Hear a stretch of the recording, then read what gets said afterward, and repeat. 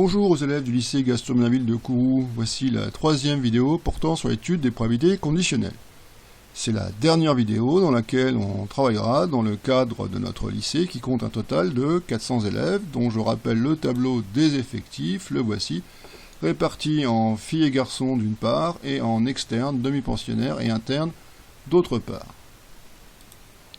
Pour la prise de notes, comme les fois précédentes, je vous laisse le choix. Soit vous écrivez le cours entièrement à la main, soit vous utilisez le document au format PDF que je vais envoyer par mail. Cran 3, je lis le titre du paragraphe, arbre pondéré de probabilité.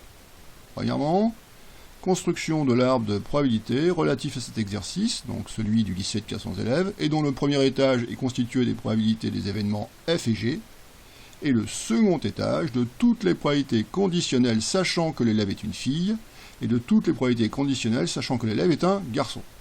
Donc au premier étage, ici, ce sont des probabilités qui ne sont pas conditionnelles, et au deuxième étage, ici, ce sont les probabilités conditionnelles.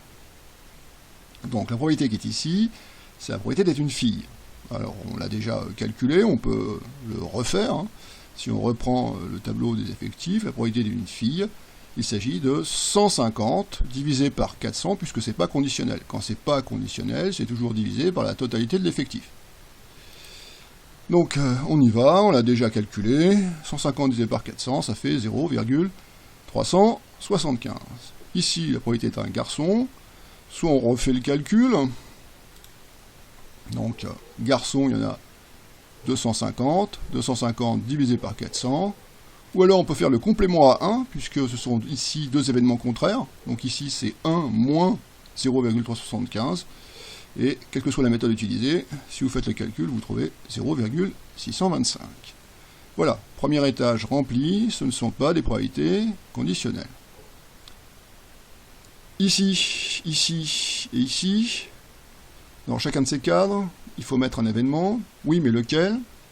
Au premier étage, on a déjà disposé l'événement fille et l'événement garçon. Dans le tableau des effectifs, c'est une partition en ligne des 400 élèves de notre lycée. Donc au second étage, il nous reste à disposer la deuxième partition en externe, demi-pensionnaire et interne. Donc ici, on va mettre l'événement être externe. On aurait pu mettre demi-pensionnaire ou interne. L'ordre n'a pas d'importance. Ici, je continue par demi-pensionnaire, et ici, par interne.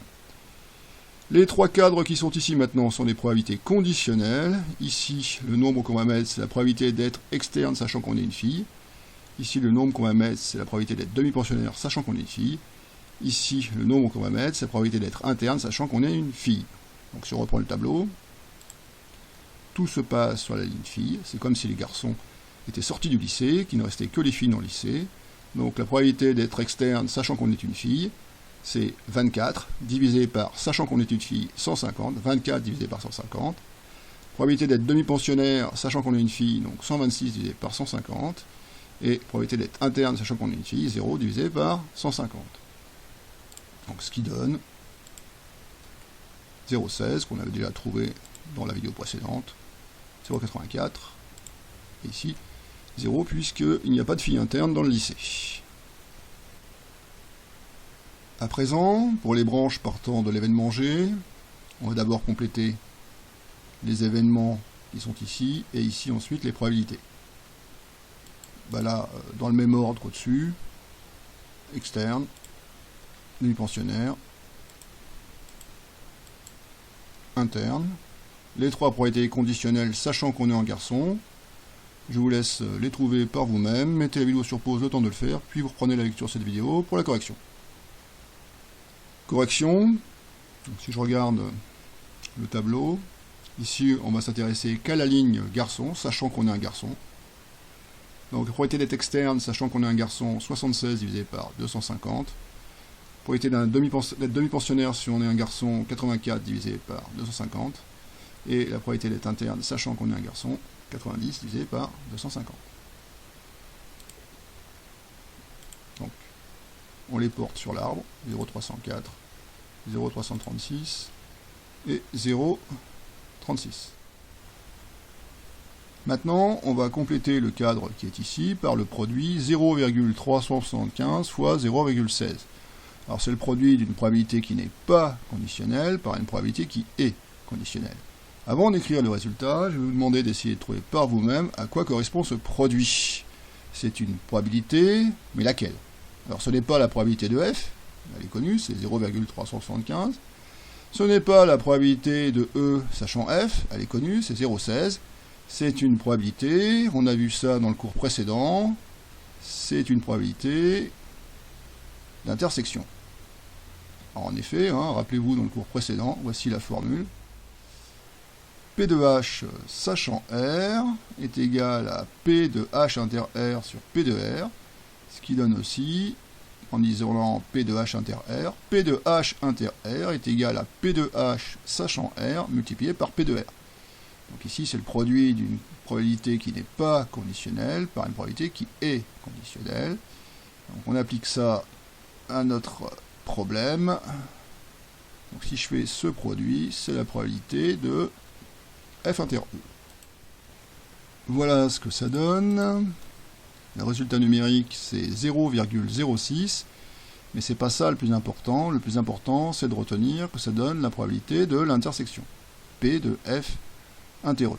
Alors pareil, quand je suis cette branche, en suivant cette branche, je rencontre deux probabilités, une qui n'est pas conditionnelle, une qui est conditionnelle, et quand je fais le produit, ça donne la probabilité de l'intersection f inter D. Même chose sur cette branche, f inter I, voilà ce que ça donne. Je vous laisse compléter le document, mettez la vidéo sur pause, ça va trop vite. Pour les trois cadres en dessous, je vous laisse faire par vous-même. N'oubliez pas d'indiquer à quelle probabilité ça correspond. C'est la probabilité d'une intersection, mais vous me mettrez laquelle dans chaque cadre. Je vous laisse le temps de le faire. Mettez la vidéo sur pause, puis vous reprenez la lecture de ce document pour la correction. Correction, donc 0,625 fois 0,304, ça correspond à P de G inter E. 0,19. 0,625 fois 0,336, ça correspond à P de G inter D. Et pour finir, P de G inter I. Voilà, nous avons fini de compléter notre arbre de probabilité. Et vous allez me dire, sur cet arbre, il n'y a pas toutes les probabilités. En effet, il n'y a pas P de E par exemple. La probabilité qui est ici, c'est pas P de E. C'est P de E, ça changé. Et la probabilité qui est ici, ce n'est pas non plus P de E. C'est P de E, sachant F. Toutefois, la probabilité P de E, elle se trouve bien sur cet arbre, mais coupée en deux parties. Parce que, je ne sais pas si vous vous souvenez d'un rappel de cours qu'on a fait dans la première vidéo, il y a ce qu'on appelle, lorsqu'on réunit deux parties disjointes qui forment un événement tout entier, ça donne la probabilité de cet événement, ça s'appelle la formule des probabilités totales. Donc si j'additionne P de F inter E plus P de G inter E, eh ben, ça va me donner P de E. Passons maintenant à l'arbre inversé. Alors qu'est-ce que j'entends par arbre inversé? Peut-être que vous voyez ce que je veux dire. Ici, au premier étage, on est commencé par les événements F et G. Puis au second étage, on avait disposé les événements E, D et I. Ça correspondait aux partitions qui étaient ici, aux partitions d'un premier type entre filles et garçons, et partitions d'un deuxième type entre externes, demi-pensionnaires et internes. Donc ici, on inverse la position des événements. Voilà ce que ça donne. Donc au premier étage, maintenant, c'est E, D et I. Et au second étage, bien sûr, complétons-le ensemble. F, G, F, G, F, G. Voilà, les événements sont en place. Il reste à compléter les probabilités non conditionnelles ici. P de E, P de D, P de I. À compléter ici par les probabilités conditionnelles. Et ici à compléter par les probabilités d'intersection. Je vous laisse le faire. Mettez la vidéo sur pause, puis vous reprenez la lecture de cette vidéo Pour la correction. Correction. Donc ici, il s'agit de P de E, qu'on pouvait trouver de multiples manières. On pouvait utiliser la formule des probabilités totales en additionnant donc P de F inter E, donc 0,06 plus P de G inter E, c'est-à-dire 0,19, et 0,19 plus 0,06, ça fait 0,25. Ou alors, on pouvait reprendre le tableau des effectifs, probabilité d'être externe, donc il y a 100 externes divisé par 400 élèves au total, ce qui fait la même chose, 0,25. Voilà, P de D, bon, P de D, hein. Vous pouvez le faire de multiples manières, mais P de D, donc 210 sur 400, et P de I, 90 sur 400. Voilà, j'espère que vous avez trouvé tout ça. Ici, c'est une probabilité conditionnelle, c'est P de F sachant E.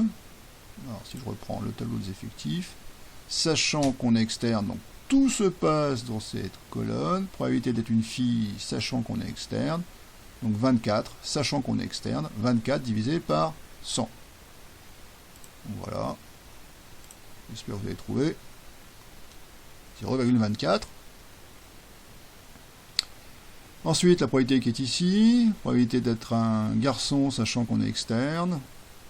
On peut faire le complément à 1, puisque ces deux événements sont contraires. Donc si je fais 1 moins 0,24, je trouve 0,76. On peut aussi reprendre le tableau, sachant qu'on est externe. La probabilité d'être garçon, sachant qu'on est externe, 76 divisé par 100, ça donne la même chose.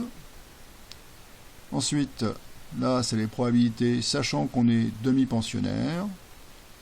Donc probabilité d'être une fille, sachant qu'on est demi-pensionnaire. Probabilité d'être un garçon, sachant qu'on est demi-pensionnaire. Donc ça fait probabilité, donc sachant qu'on est demi-pensionnaire, tout se passe dans cette colonne. Probabilité d'être une fille, sachant qu'on est demi-pensionnaire, 126 sur 210. Probabilité d'être un garçon, sachant qu'on est demi-pensionnaire, 84 sur 210. Donc voilà ce que ça donne. 0,6, où on fait ici le complément à 1, 0,4. Même chose ici, j'espère que vous avez trouvé. Donc 0, hein, probabilité d'être une fille, sachant qu'on est interne. Comme il n'y a pas de fille interne, je reprends le tableau, sachant qu'on est interne. Donc sachant qu'on est interne, on divise par 90. 0 divisé par 90, ça fait 0. Et pour les garçons, la probabilité d'être un garçon, sachant qu'on est interne, 90 divisé par 90, c'est égal à 1, c'est normal, puisque il n'y a que les garçons qui sont internes. Donc si vous rencontrez un interne dans la cour, vous savez qu'il est interne, et forcément c'est un garçon. Donc la probabilité est de 1. Voilà. Ici, les probabilités d'intersection. Alors, vous multipliez, lorsque vous suivez une branche, vous multipliez les probabilités que vous rencontrez sur cette branche. Voilà ce que ça donne. Voilà. Voilà. Voilà. Voici pour finir. Et chose importante, si vous comparez ce que vous avez trouvé ici, pour les probabilités d'intersection, et ce que vous avez trouvé au-dessus, c'est les mêmes, mais pas forcément au même endroit en bout de branche, mais on a les mêmes probabilités d'intersection. P de F inter E, c'est 0,06, et P de E inter F, c'est aussi 0,06. P de E inter G, c'est 0,19, et vous le retrouvez ici, P de G inter E, c'est 0,19. Alors attention, vous voyez ici, il est disposé en 1, 2, 3, 4e position, alors qu'ici, il est disposé en 2e position. Mais sinon, ce sont les mêmes probabilités, les probabilités d'intersection, c'est les mêmes dans les deux arbres. Voilà ce qui termine cette 3e vidéo. Donc, prochaine vidéo, 4e vidéo sur probabilité conditionnelle. On fera une synthèse de cours, et ensuite un exercice de type bac ensemble, puis des exercices à faire en devoir chez vous à la maison et à me renvoyer ensuite par mail. Je vous remercie beaucoup, au revoir, à bientôt.